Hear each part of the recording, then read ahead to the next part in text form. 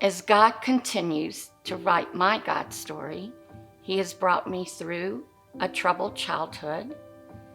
I have a husband who loves me dearly. God has given us the gift of 2 sons, challenges in raising them, but I have 2 beautiful sons. And yet, my journey's not over. My oldest son, Marshall, is 7 years old and a big brother to my youngest, Corey, who is 3 months old. One night while I was feeding Corey, I had a seizure, and so a new journey begins. I was sent for many tests, prescribed different medications, and told by my first neurologist just to have a glass of wine every evening. I've come through this childhood. I'm in a healthy marriage. I have these 2 sons, and now I'm going insane. So, Kathy, where's your hope now? That hope kicked in again. And so I went to UVA to a new neurologist who ran many tests, prescribed different medications, and tried to start ruling things out. I was diagnosed with MS. With this diagnosis, things are happening to my body. I have uncontrollable tremors. I have trouble with my eyesight. I'm getting clumsy. I start to fall. I have to walk with a cane now. One morning, I awoke to being very ill. I had no idea what was going on until I was rolled in to the ER at UVA, and the ambulance folks said, "We have your 31-year-old stroke patient here." My spiritual life went from praises for God, look how far He had carried me, to questioning God, like really big questions. Why would you bring me this far and let my body start failing me? I have 2 children to raise. I don't know what's going on. I needed other people to fill in the gap for me and pray. Some days I just didn't have it in me to talk to God. I can still remember the time that I took something to Corey at school. I went and got back in my car, and I had no idea how to get home. And now we're at a time where I know I'm going to lose another piece of freedom. I can no longer drive. My doctor at UVA was going back to practice medicine in India, and I was excited for him, but I was really sad for myself. And the doctors there came to me one day and said, "We just don't know what else to do." And so I fell into a depression because I had lost my hope now. Later, I called John at work and I said, "John, I'm just not ready to give up." And so John called MCV, Department of Neurology, and they said they would take me on as a patient.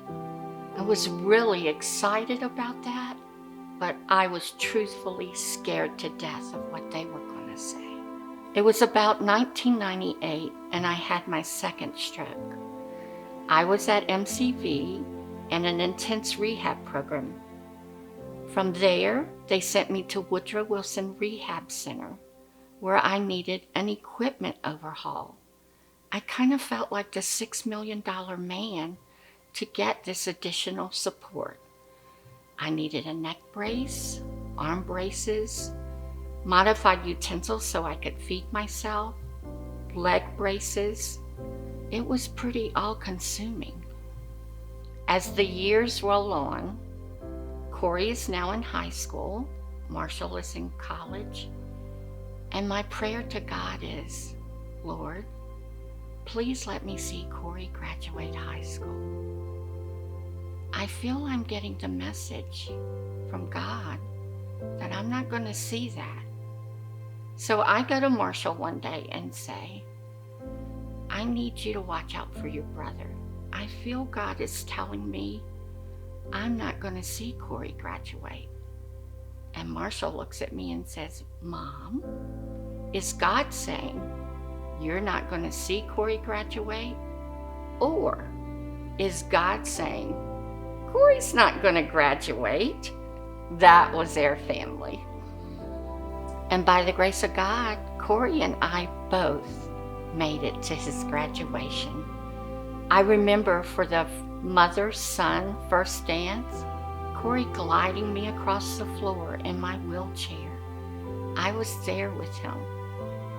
But not long after that, my doctor had told me, Catherine, it's time. You need to start thinking about getting things in order.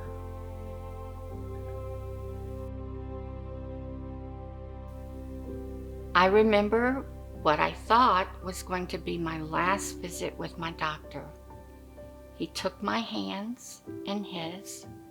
We both had tears streaming down our eyes. And he looked at me and said, Catherine, what can I do for you? I looked at him just as clearly right in his eyes and said, I would like to go to physical therapy. I thought, who said that? And where did it come from? My doctor looked at me like I had frogs jumping out of my ears. But we both took a breath, and he said, you know what? I'm going to write orders for you to get in the therapy pool several times a week.